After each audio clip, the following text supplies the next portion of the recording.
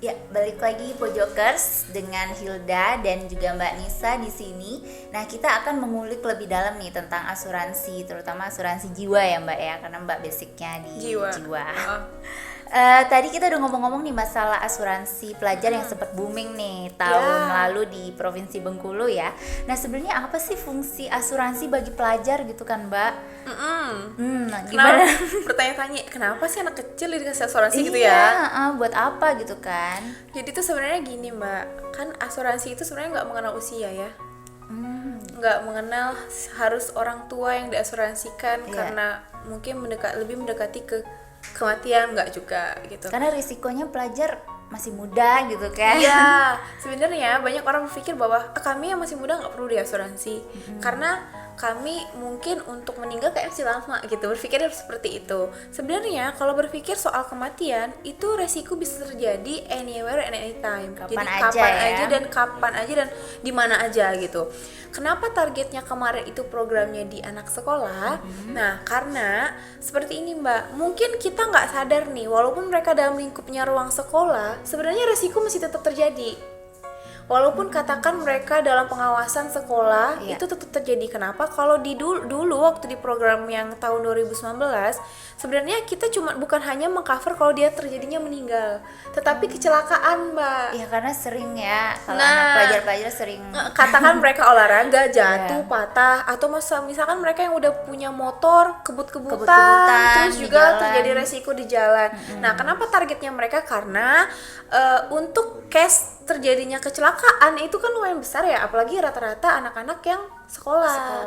Makanya targetnya ke mereka, dan mereka kan bisa sounding ke orang tuanya. Jadi edukasinya berantai nanti dari anaknya, orang tua juga bisa orang tuanya ikutan ke ya, edukasi asuransi. juga gitu. Makanya kemarin targetnya itu ke sana karena memang resiko untuk pelajar itu, untuk resiko kecelakaan itu lebih besar juga, dan sekaligus mengedukasi mereka untuk sadar asuransi sejak dini gitu.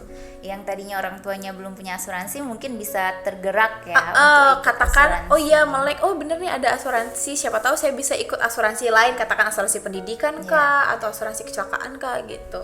Nah, itu preminya dari mana ya Mbak? Pastinya kan kalau kita pelajar gitu kan, uang jajan ada aja cuma sedikit gitu, dari mana gitu kan premi buat bayar preminya gitu kan. Bener. Apakah ada produk atau kayak apa ya, penawaran khusus nih buat pelajar gitu kan dengan premi yang kalau lebih kecil? biasanya pelajar, karena kan mereka kan kita nggak mainnya per orang ya. Biasanya kalau kayak gitu kan kita nggak per orang, tapi kan udah satu sekolah di bawah polis sekolah.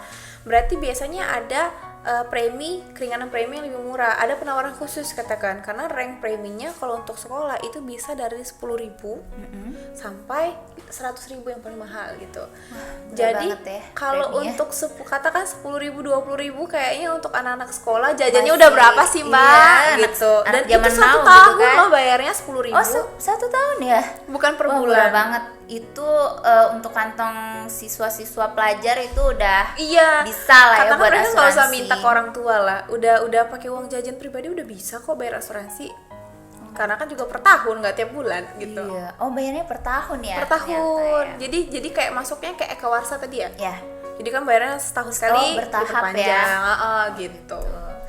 Oke, nah masuk ke cara penggantian biaya dari yang premi udah kita bayarin itu, itu gimana tuh, Mbak? Prosesnya gimana? Prosesnya tuh kayak gini nih. Jadi proses simpelnya masyarakat katakan nih pemegang polis sudah bayar nih premi ke kita terima preminya nih, dan kita kasih imbalan jasa tuh berupa cover mereka sama masa asuransi yang ditentukan.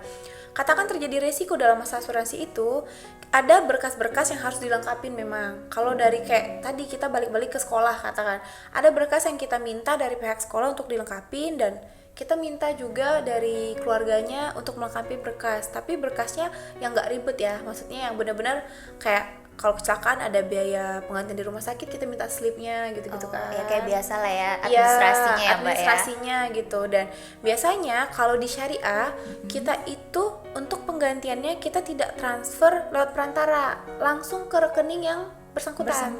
Oh gitu. Jadi nggak lewat kami dulu nih, misalnya kita kantor cabang tidak diperbolehkan untuk memegang uang, memang harus dari rekening dana tabaruk untuk pembayarannya. Jadi dari dana itu langsung dibayarkan ke rekening yang bersangkutan gitu.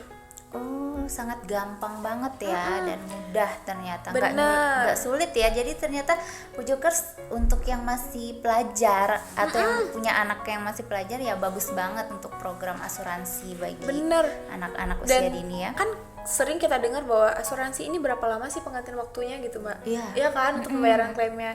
Kalau SOP-nya biasanya itu 14 hari kerja.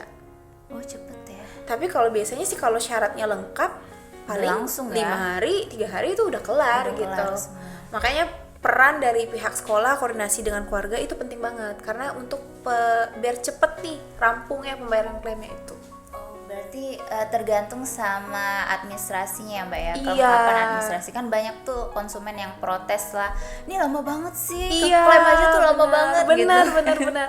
Karena kalaupun ada yang komplain harusnya kita lihat dulu nih di belakang itu mereka korporat gimana? Korporatif nggak ya? Ya, untuk pelengkapan berkasnya gitu. Jadi yang udah lengkap pasti akan segera dicairkan Bener. ya preminya. Nah, masuk ke syariah nih ya Mbak ya. Ada beda nggak sih perhitungan kontribusi untuk asuransi syariah dan asuransi konven? Ada bedanya nggak sih Mbak? Nah, biasanya kita penentuan untuk premi itu kan kalau di konvensional sama syariah mungkin ada sedikit berbeda. Mungkin kita balik-balik menghitung berdasarkan tabel mortalita dan di asuransi syariah juga begitu. Cuma kalau di konvensional biasanya ada tabel mortalita, biaya dan bunga gitu. Ya. Tapi kalau di syariah kita berdasarkan tabel mortalita dan dana tabaru. Baru itu tadi ya. Jadi ada dana untuk tolong menolong ya. Bener banget. Oke, Pojokers jangan kemana-mana ya. Nanti kita balik lagi untuk membahas lebih mendalam tentang asuransi.